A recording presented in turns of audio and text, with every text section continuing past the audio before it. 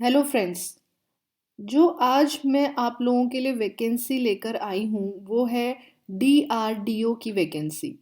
DRDO यानी कि defence research and development organisation. आप सभी को नोन होगा, ये एक well known reputated ministry of defence government of India की ऑर्गेनाइजेशन है। हालांकि जो आज वैकेंसी मैं लेकर आई हूँ वो एक परमानेंट वैकेंसी नहीं है, लेकिन फिर भी एक बहुत अच्छी अपॉर्चुनिटी है।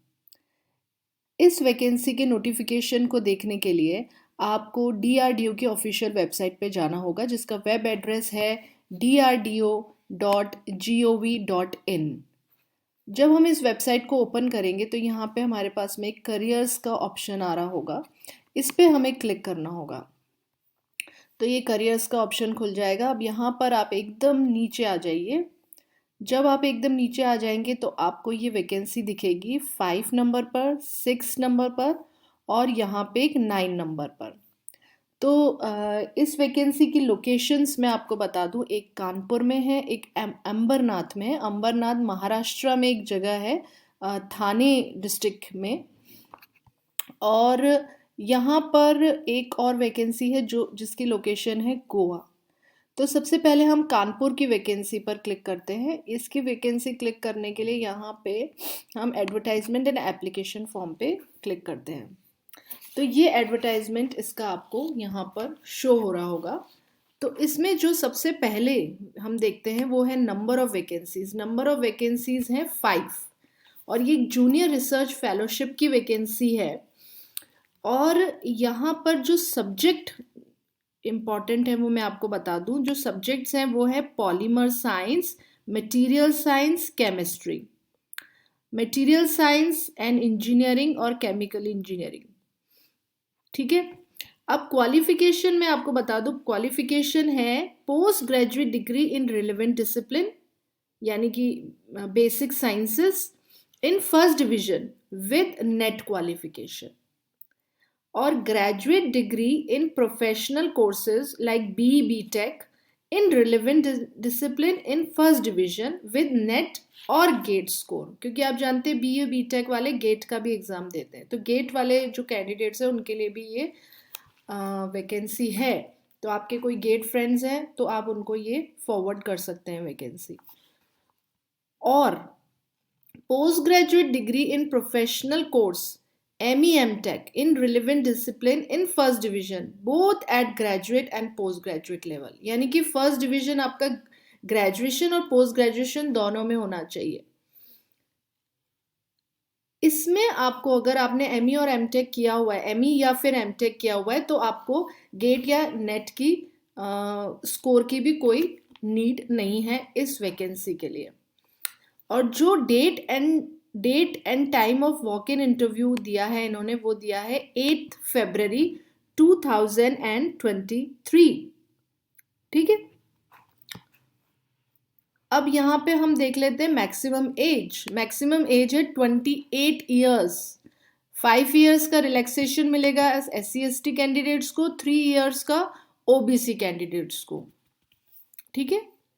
और फेलोशिप स्टाइपेंड जो वो देंगे 31,000 पर ईयर। ठीक है। प्लस कहीं पे मैंने देखा था ये लोग HRA भी देते हैं। देखिए यहाँ लिखा हुआ है HRA for as per government rules. तो इन्होंने लिखा हुआ है HRA भी ये प्रोवाइड करेंगे 15,000 20,000, ये सब इनका जो भी वो रूल्स एंड रेगुलेशन के हिसाब से। हाँ, ये junior research fellows are not eligible for other benefits, other government benefits like DA CCA bonus, retirement benefits etcetera. Okay. They are eligible for medical facilities like MI room. ये military से connected है ये organisation, तो वो जो medical rooms होते हैं, वो मेडिकल जो हॉस्पिटल्स होते हैं मिलिट्री वाले, वो इनको वो फैसिलिटी इनको भी मिलेगी। ठीक है। अब यहाँ पे लिखा हुआ है पूरा एड्रेस कि कानपुर में कौन सी लोकेशन पर जो वॉक इन इंटरव्यू होगा उसकी पूरी लोकेशन यहाँ पर लिखी हुई है।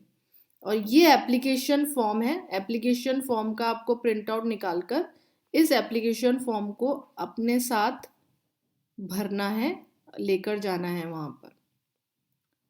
ठीक है, ये सारी इंस्ट्रक्शंस आपको यहाँ पर पढ़ लेनी है इस इंटरव्यू पे जाने से पहले।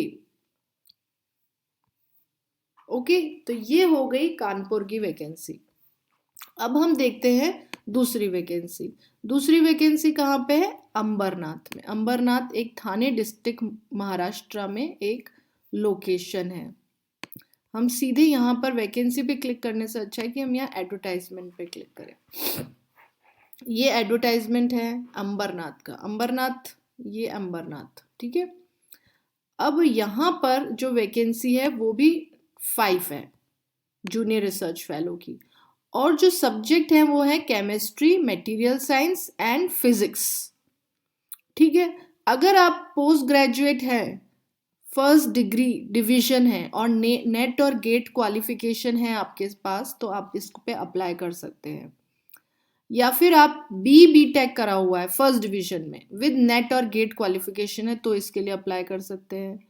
अगर आपने केमिकल इंजीनियरिंग, मेट्रोलॉजी और मैकेनिकल या इलेक्ट्रॉनिक या इलेक्ट्रिकल इंजीनियरिंग कर रखी है, एम टेक किया हुआ है इन सब्जेक्ट्स में with first division both at graduation post graduation level, तो आपको नेट और गेट की क्वालिफिकेशन की भी नीड नहीं है। वही सेम इसमें स्टाइपेंड मिलेगा आपको। टेन्योर इसका 2 इयर्स का है, मैक्सिमम एज 28 इयर्स है। और वही रिलैक्सेशन SC ST कैंडिडेट्स को 5 इयर्स का, OBC कैंडिडेट्स को 3 इयर्स का। और एक बात मैं आपको ये बता दूं कि जो टेन्योर 2 इयर्स का है लेकिन एक्सटेंडेबल है एज पर रूल।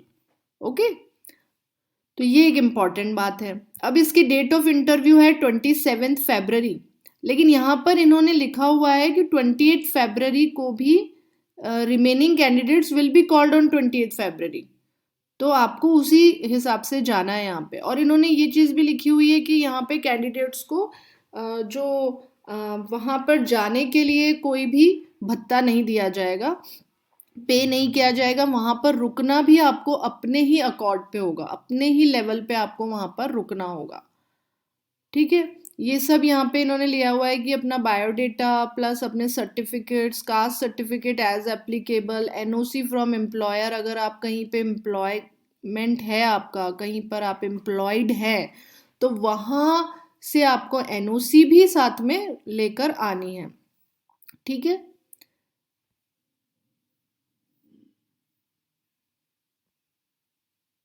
तो ये सारे इसके इंस्ट्रक्शंस हैं यहाँ पर। ये देखिए लाइन लिखी हुई, the shortlisted candidates may have to stay on 27 February and 28 February for final interview selection process under their own arrangements. अब biodata to be brought at the time of interview, ये सारी डिटेल्स इन्होंने यहाँ पे, आप वीडियो को pause करके इसको पढ़ सकते हैं क्या क्या लिखा हुआ है यहाँ पे, क्या क्या आपको, अगर आप इसके लिए एलिजिबल हैं तो आपको अपने साथ में क्या लेकर जाना है।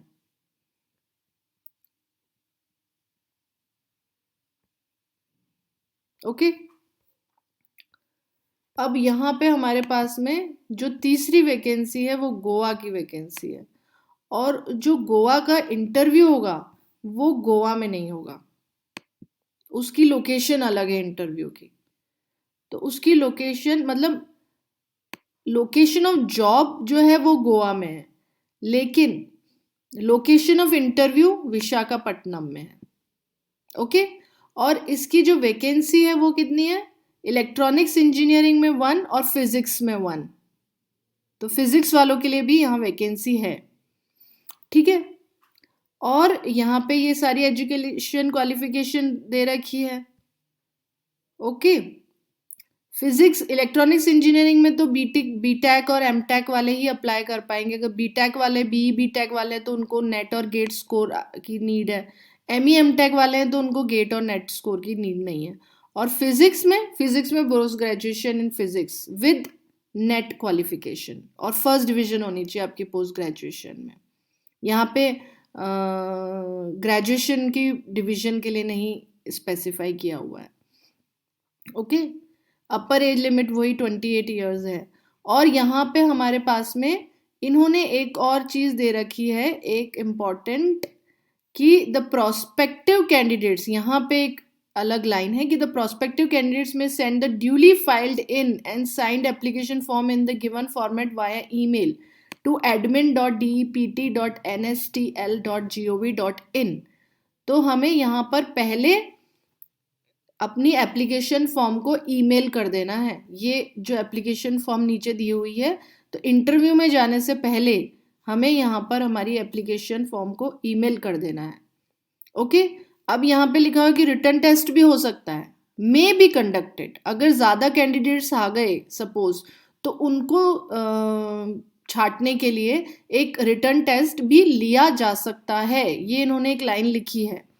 ओके, और ये सारे इन्होंने कहा है कि ये सब हमारे आपके पास में होना चाहिए। Examination fees of ₹10 is to be paid via crossed Indian postal order. ये थोड़ा सा इन्होंने एक डिफरेंट लिखा हुआ है, तो आप वीडियो को पॉज करके इसको रीड कर लीजिए अगर आप इस वैकेंसी के लिए एलिजिबल हैं तो ये हो गई हमारे पास में तीनों वैकेंसीज। आप भी आराम से अगर आप सर्च कर सकते हैं, अगर आप चेकआउट कर सकते हैं, तो drdo.gov.in पे ये देख लीजिएगा। और अगर आप इसके लिए एलिजिबल हैं तो अपने एप्लीकेशन फॉर्म्स यहाँ से डाउनलोड कर लीजिए और ज़रूर इस वैकेंसी के लिए अप्लाई कीजिए। Thank you.